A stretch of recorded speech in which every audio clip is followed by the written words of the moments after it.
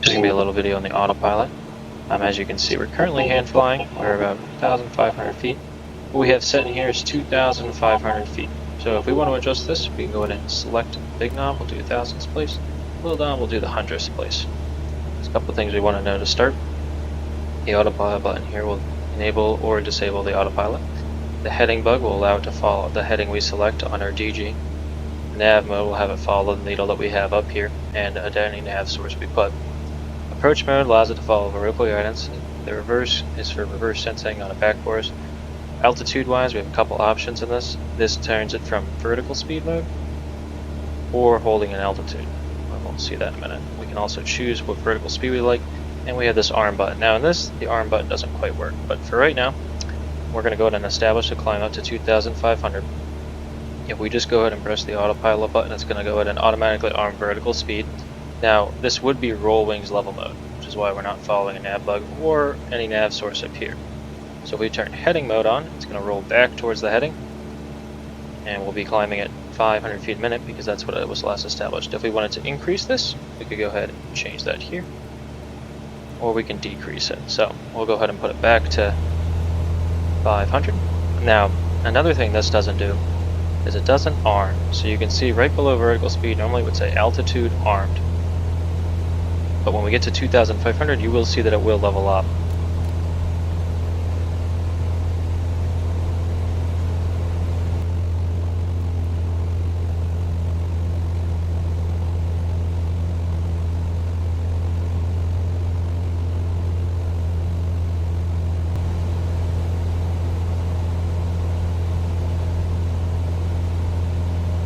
As we come through, we can see it's switched from vertical speed to altitude mode, so it's going to hold 2,500. And it auto levels off as well. If we go ahead and disable this for a moment, and we climb, even though this says 2,500, when I hit the autopilot button, put it back on heading, it's going to hold whatever altitude I put it in there. So it's more of a altitude hold feature rather than 2,500. If we want to go ahead and shoot this approach, we're going to be doing a full procedure so we can see some step-down fixes on how I like to do the approach. We can go ahead and go direct, enter, enter. We can see our needles coming in. We're now going to go ahead and switch it to nav mode. So it's going to go ahead and start following this needle. You can see it's ignoring our heading bug now. Now it is good practice to go ahead and bug what we're following.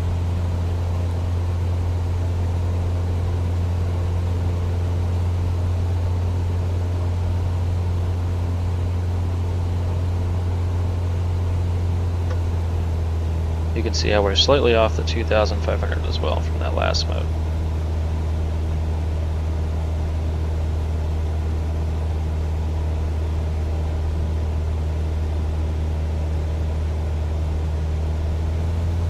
So if you're unfamiliar with the plate, I'll go ahead and throw it up on the screen now. But we're going to go from Jegdo down to Ellery. It's 2,500 that way, and then from Ellery to Corny we want to go to 2,000. Now, there's a couple options that we can do. We could hold 2,500 after Ellery until we intercept the glide path and follow that down in approach mode. Or we could wait and arm it after we're at 2,000 so we can arm below. One thing we do want to look out for is on our GPS we're going to be looking for this to change from terminal to LPV mode. We want the LPV mode because it will kick us out of the autopilot in the approach mode if we don't have it armed in LPV. It thinks when we switch from a terminal to LPV that we're having a change of navigation source. We do, but not to the extent. So it's not like we're changing from GPS to a localizer or VOR.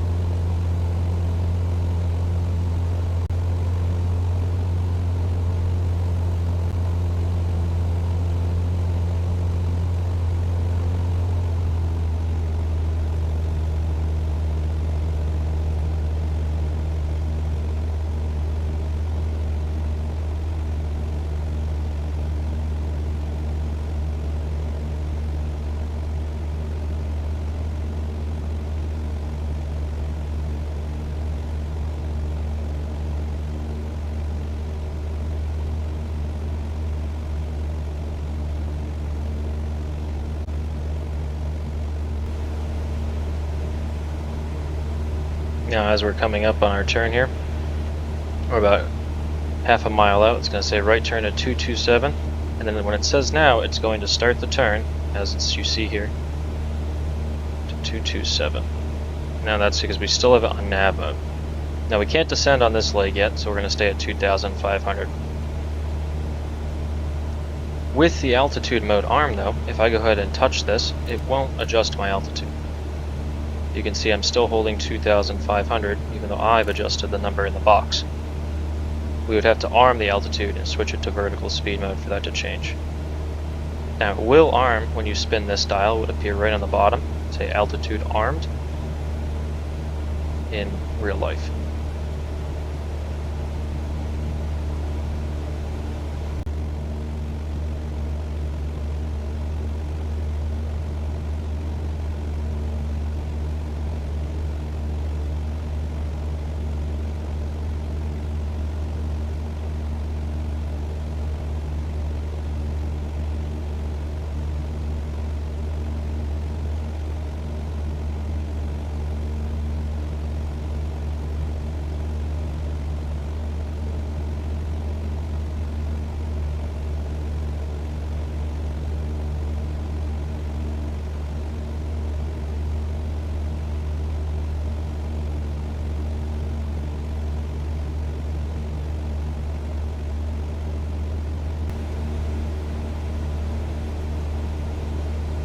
Okay, so here comes our turn at 317. Go ahead and turn this. We'll see that it starts a turn, we can see our needles. Now something cool we can do is we can go ahead and spin this down to 2,000.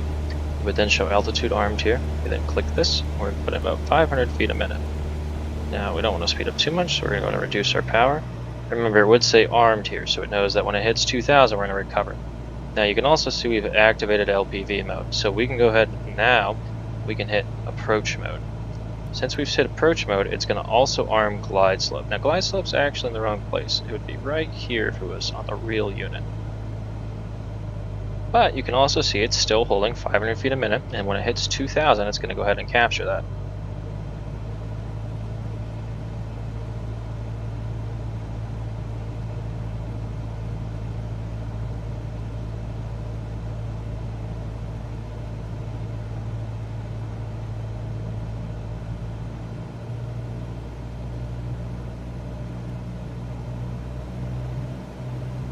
You can see that we haven't gotten our glide path in at all, because we're still below it, which is fine. But as we hit 2,000, we're going to go ahead and switch. You can see it went to altitude mode, so now it's holding 2,000 feet, even though we have it in approach mode. So now we're going to capture it from below. We can wait, but then put our flaps in and such. And when glide slope is still waiting, so when the glide slope does come alive, it will follow it down.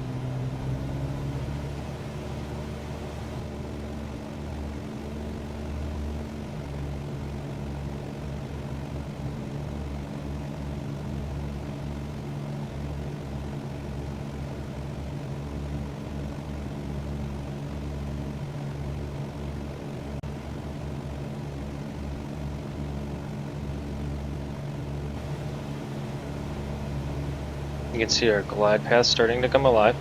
So when that gets centered up, we're going to go ahead and see that it's going to switch from altitude to glide slope and follow that down. Now you can also do this with an ILS or any of the other with precision approaches. It doesn't just work on GPS.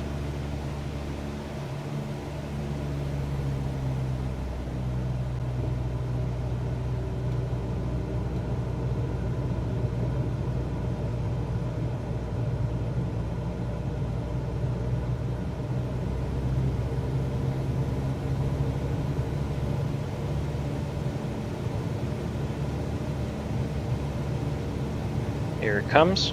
Watch down here. Here it's switched to a glide slope. So now it's armed on this. It's going to follow this down, and right where we expect to hit it, which is at Corny, our final approach fix. As usual, we're going to aim for about 90 knots. Now something that's different is we're going to be using our power to control our airspeed, because the autopilot is making sure we're staying on course on our CDI. So if the needles were to drift left, the aircraft would correct, and if we were to be high or low on glide slope, it would also correct by pitching or the nose over or pulling it back. So our job is just to maintain the 90 knots.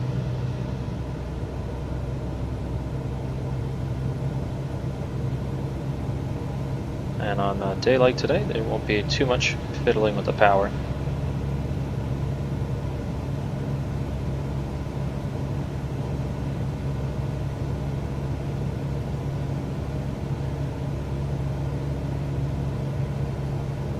You can see our needles are being kept square.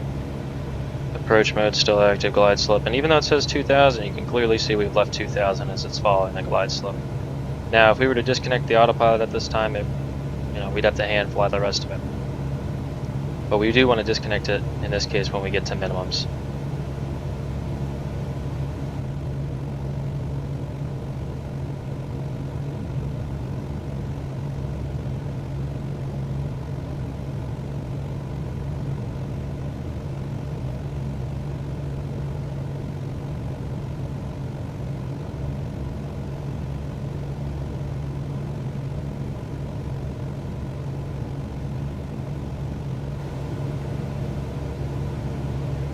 You can see as we approach minimums, here she comes, and it will bring you all the way down, but the autopilot isn't allowed to do that. So when we hit our 477 foot minimums, we're going to go ahead and disconnect the autopilot and we can land the rest of the way. But that's a basic tutorial on how to use the KAP 140 on a precision approach, such as the RNAV 3 to Nashville.